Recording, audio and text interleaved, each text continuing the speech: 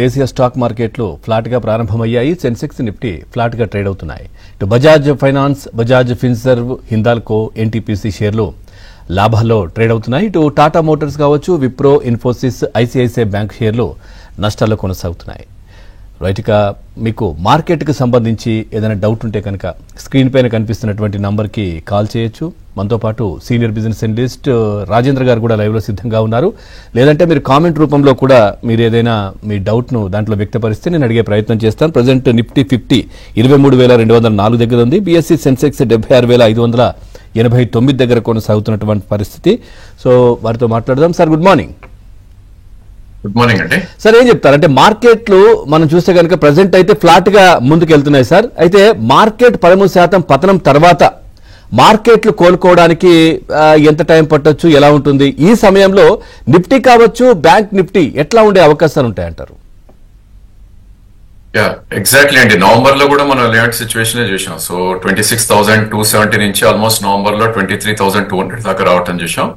Again December ending వచ్చేసరికి 24,800, అంటే close to about 2,000 points కూడా పైకి వెళ్ళటం చూసాం నిఫ్టీ. సో ఓవరాల్ గా సిమిలర్ ప్యాటర్న్ మనకు కనపడుతుంది. ఒక లోవర్ లోస్ ఫార్మేషన్ జరిగింది. సో లాస్ట్ టైం 23,200 ఉన్నది, ఈసారి 22,800, అంటే ఒక 400 పాయింట్స్ డిప్ అయింది లాస్ట్ టైం లో కన్నా.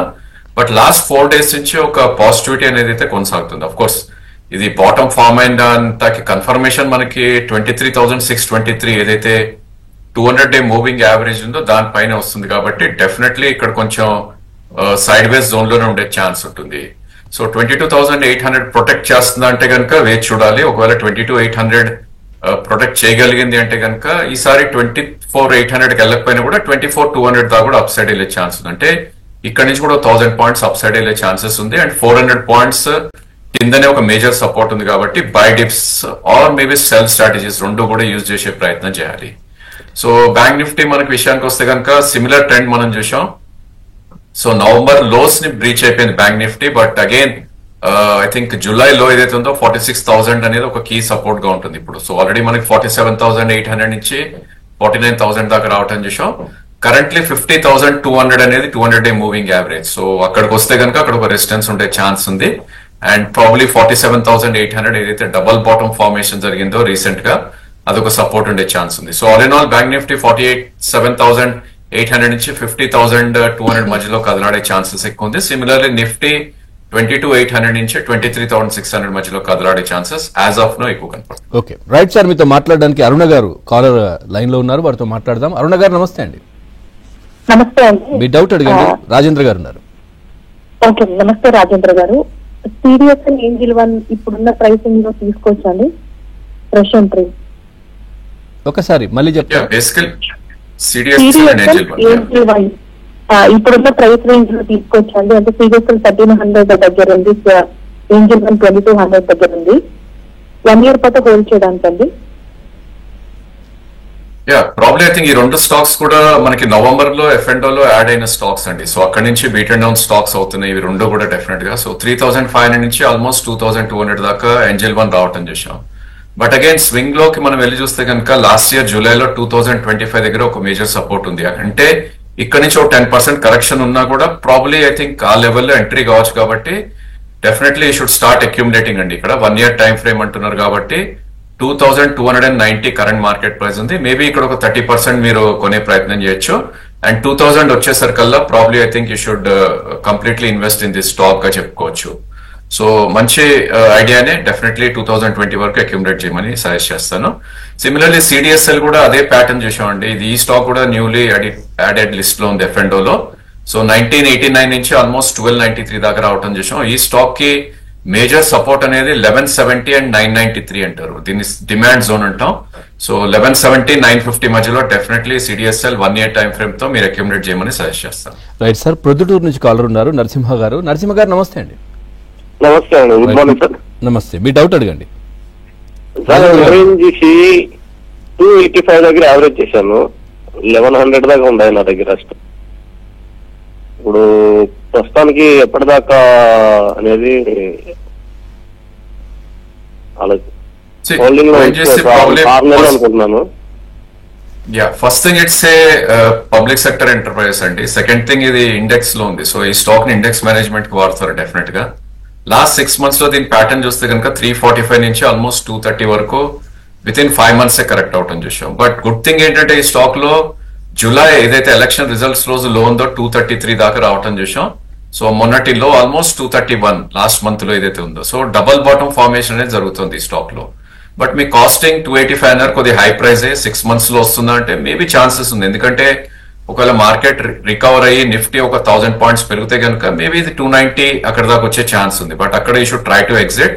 ఇన్ఫాక్ట్ లాస్ట్ వీక్ ఇది 275 దాకా కూడా వెళ్ళటం చూసాం మనం. సో డెఫినెట్లీ 299 నుంచి మేబీ 310 అనేది resistance zone or supply zone ఉంటుంది కాబట్టి అక్కడ ఎగ్జిట్ సజెస్ట్ చేస్తాను.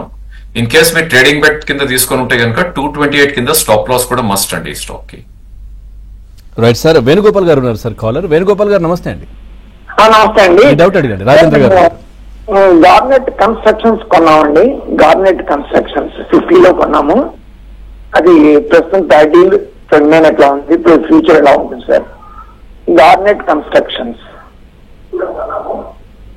కన్స్ట్రక్షన్ స్పేస్ లోనే ఉండాలంటే దేర్ ఆర్ బెటర్ నేమ్స్ అండి. సో ప్రాబ్లీ ఇది only BSE listed stock. First thing మీరు మేబీ ప్రైస్ కి అట్రాక్ట్ అయి ఉంటారు. సో ఇలాంటి స్టాక్స్ లో I don't think you can make much money.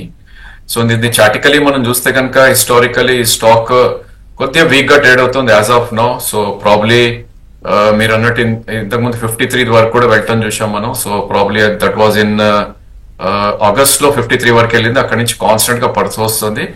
So ఇలాంటి నేమ్స్ అన్ని pump and dump kind of stocks అంటాం మనం. ఎందుకంటే 54 ఆల్మోస్ట్ 29 వచ్చేసింది. ఎక్కడి నుంచి అయితే పెరిగిందో అక్కడ దాకా రావటం చూసాం. అండ్ పెరుగుతున్నప్పుడు వాల్యూమ్స్ సూచిగా అయినాయి, పడుతున్నప్పుడు వాల్యూమ్స్ తక్కువైనాయి. సో ఎక్కడైతే డిస్ట్రిబ్యూషన్ ప్యాటర్న్స్ జరుగుతున్నాయి ఇలాంటి స్టాక్స్ మళ్ళా పైకి రావడం it's very very difficult. So 39-40 వస్తే కనుక మీ లాసెస్ ఉన్నా కూడా కట్ చేయమని నా సజెషన్. అండ్ ఇలాంటి stocks one should try to completely avoid. అంటే ఒకవేళ కన్స్ట్రక్షన్ నేమ్స్ లోనే ఉండాలంటే should be with front line. Maybe రియాలిటీలో ఉండాలంటే శోభా డెవలపర్స్, లేదు కాంట్రాక్ట్ బేసిస్ లో ఉండాలంటే ఎన్సీసీ అండ్ జిఎంఆర్ లాంటి స్టాక్స్ కొంటాం. It's a good idea. Right sir, కొన్ని కామెంట్స్ కూడా ఉన్నాయి సార్. యోగానంద్ కనుమూరి గారు అడుగుతున్నారు, shall I buy Anantraj at this level అని అడుగుతున్నారు సార్. ప్రజెంట్ 584 లో ఉంది. అదే స్టాక్ కి సంబంధించి కూడా ఏదైతే శశాంక్ గారు అడుగుతున్నారు, ఏదైతే అనంతరాజుకు సంబంధించి అంటే ప్రీవియస్ ఆ హైకి మళ్ళీ వెళ్లే ఛాన్స్ ఉందా అది అని అడుగుతున్నారు సార్. ఈ 2 ప్రశ్నలు. సో అనంతరాజ్ మనం చూసామండి 3 days బ్యాక్ ఎప్పుడైతే చైనా వాళ్ళ ఏదైతే రిలీజ్ చేశారో దీనికి కంప్లీట్లీ ఎఫెక్ట్ ఉంటుందన్న స్టాక్ 40% విత్ ఇన్ 2 days పడుతుంది చూసాం. అఫ్ కోర్స్ ఈ కంపెనీ న్యూస్ ని డినై చేసింది, మా బిజినెస్ బాగానే ఉంటుంది కాబట్టి ఇప్పుడు పుల్ బ్యాక్ ర్యాలీ వస్తుంది. సో మనం ఎప్పుడు కూడా అండి పైనుంచి ఎంత పడింది చూసి వి గెట్ అట్రాక్టెడ్. సో 940 నుంచి 590 పడంగానే అట్రాక్ట్ అవుతున్నాం మనం. బట్ దీని ప్రీవియస్ హిస్టరీకి వెళ్ళి గమనిస్తే కనుక లాస్ట్ ఇయర్ మార్చ్ లో అంటే 2024 మార్చ్ లో ఈ స్టాక్ ప్రైస్ 280 రూపీస్ ఉందండి. సో 280 నుంచి 950 అయ్యి 590కి పడితే not even 30-40% retracement. So definitely probably stop loss పెట్టుకునే కైండ్ ఆఫ్ ట్రేడ్ ఇది. So buy and forget type stock అయితే కాదు నా ఉద్దేశంలో. 2 days బ్యాక్ 534 లో రావటం చేసాం. 493 స్టాప్ లాస్ పెడితేనే ఒకవేళ ట్రేడింగ్ బెట్ లా కొంటేనే we should buy these kind of stocks. Otherwise completely avoid అని అంటాను. లేదు కంపల్సరీ బయింగ్ ఉంది, నాకు న్యూస్ ఉంది, ఐ వాంట్ టు బై అంటే కనుక మేబీ 770 దాకా వెళ్ళే ఛాన్స్ ఉంది పుల్ బ్యాక్ లో. ఆ పుల్ బ్యాక్ కోసం one should try to buy. But 488 కింద కంపల్సరీ స్టాప్ లాస్ మాత్రం ఈ స్టాక్ లో పెట్టుకోమని సజెషన్ అండి. ప్రజెంట్ మార్కెట్లు అయితే కొంచెం ఫ్లాట్ గా కొనసాగుతున్న పరిస్థితి. మనతో పాటు రాజేంద్ర గారు ఉన్నారు, వారితో మాట్లాడదాం. సార్ కొన్ని కామెంట్స్ కూడా ఉన్నాయి సార్. నిమేష్ దుగ్గిరాల్ అడుగుతున్నారు, టెక్నికల్స్ ఆఫ్ రామ్కి ఇన్ఫ్రా అని అడుగుతున్నారు. ఆయనే మళ్ళీ ఇంకొక కామెంట్ కూడా ఇక్కడ మనం చూడొచ్చు. ఇది రామ్కి సంబంధించి కూడా, ఐఎమ్ హోల్డింగ్ 2000 షేర్స్ ఇన్ రామ్కి infra at 500, where can I exit అని అడుగుతున్నారు సార్. ప్రజెంట్ 532 ఉంది. సో రామ్కి మనం చార్ట్ ప్యాటర్న్స్ లోకి వెళ్ళి చూస్తే అంటే ఐ థింక్ లాస్ట్ ఫిబ్రవరిలో 1000 రూపీస్ నుంచి 560 విత్ ఇన్ 1 month ఫాలో అయింది. దాని తర్వాత మార్చ్ లో 426 దాకా కూడా రావటం చూసాం. సో దాని తర్వాత ఒక lower highs and lower lows formation అనేది జరుగుతుంది ఈ స్టాక్ లో. ప్రాబ్లీ ఫస్ట్ థింగ్ ఎక్కడ ఎగ్జిట్ అవ్వాలి కన్నా స్టాప్ లాస్ ఎక్కడ పెట్టుకోవాలి is very key. So as of now మనకి స్టాప్ లాస్ చూస్తే కనుక 425 కింద స్టాప్ లాస్ ఉంది, which is about 100 rupees from the current market price. So 486 3 days back లో రావటం చూసాం. Maybe overall market pull back వస్తున్నప్పుడు ఇది కూడా అప్ మూవ్ వస్తుంది కాబట్టి ఈ మూవ్ అనేది చూసాం మనం. సో కీ సపోర్ట్ దీనికి 426, దాని కింద స్టాప్ లాస్ అని ఆల్రెడీ చెప్పాం మనం. అండ్ కీ రెసిస్టెన్స్ దీనికి చూస్తే కనుక 200-డే మూవింగ్ యావరేజ్ ఉంటుంది, విచ్ ఈస్ అబౌట్ 614. ఇన్ఫాక్ట్ 564 కూడా ఒక రెసిస్టెన్స్ పాయింట్ ఉంటుంది, విచ్ ఇస్ 20-డే moving average. So to answer your question, if you're happy with 10% kind of returns, 564 లో 50% ప్రాఫిట్ బుక్ చేసుకోవాలి. అండ్ 614 వచ్చేసరికి కంప్లీట్లీ ఎగ్జిట్ అవ్వాలి రామ్ కీ ఇన్ఫ్రాస్ట్రక్చర్ నుంచి. రైట్ సార్, శివ గారు ఉన్నారు కడప నుంచి. శివ గారు నమస్తే అండి. Good morning sir. మీ డౌట్ అడగండి. రాజేంద్ర గారు ఉన్నారు. సార్ దినేష్ లాబ్ బీటెక్ లో 6,500 గా తీసుకున్నాం సార్. అది ఒకసారిగా ఫాలో అవుతుంది సార్. అది వస్తుందా సార్?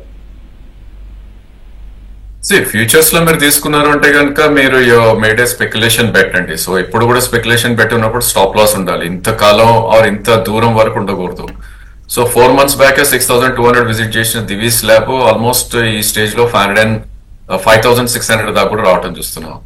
మీరు ఒకవేళ ఒక 1 year రోల్ చేసుకోగలితే కనుక probably I think me price వచ్చే ఛాన్స్ ఉందండి. It's a very strong stock కూడా.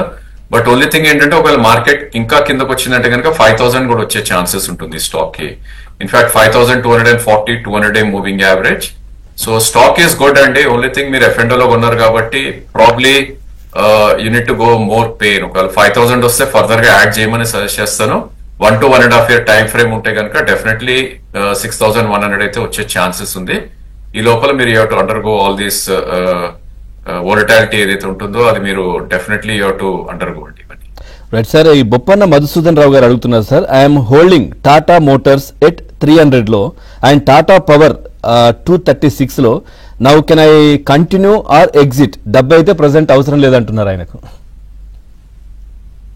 అగైన్ డబ్బు అవసరం లేకపోయినా కూడా స్టాక్ ప్రతి స్టాక్ కి there would be some maturity period అండి. సో టాటా మోటార్స్ కి it's already over. So last జూలైలో మనం చూస్తే కనుక 1179 దాకా వెళ్ళటం చేసాం.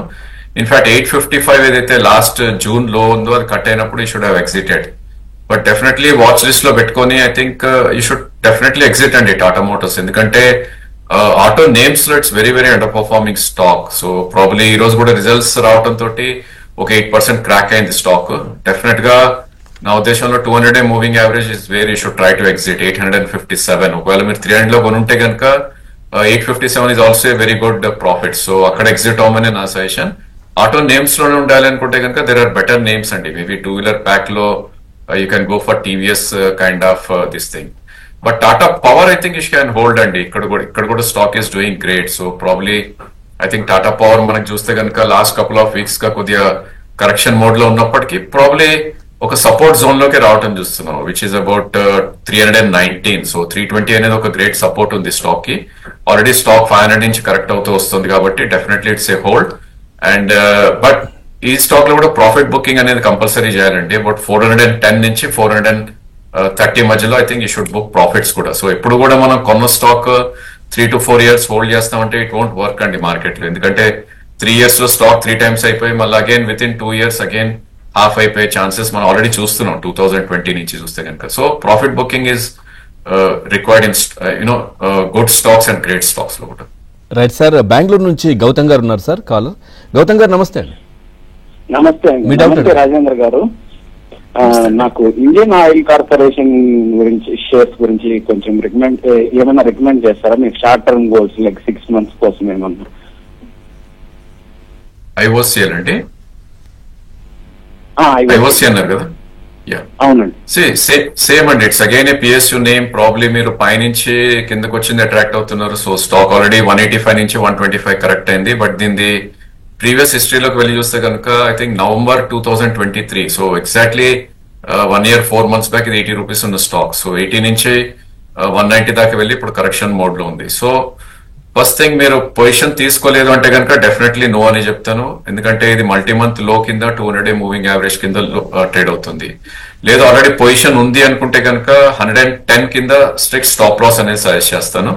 అండ్ మేబీ పుల్ బ్యాక్ వస్తే కనుక 142 దాకా వెళ్ళే ఛాన్స్ ఉంది. So down side 15 rupees, up side 20 rupees ఉంది కాబట్టి రిస్క్ టు రివార్డ్ అంత గ్రేట్ లేదు ఈ stock entry price as of now. So avoid అనే చెప్తానండి. రైట్ సార్, భాస్కర్ గారు ఉన్నారు సార్ హైదరాబాద్ నుంచి. భాస్కర్ గారు మీ డౌట్ అడగండి. రాజేంద్ర గారు ఉన్నారు సార్. టాటా మోటార్స్ 638 లో తీసుకున్నానండి నేను. 700 షేర్స్ ఉన్నాయి. అది 1150 వరకు వెళ్ళింది కూడా నేను తీయలేదు.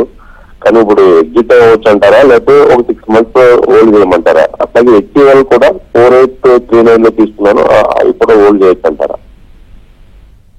టాటా మోటార్స్ ఆల్రెడీ ఆన్సర్ చేశానండి ఇంతకు ముందు. Probably I think you can watch the review ఒకసారి యూట్యూబ్ లో పెట్టాక.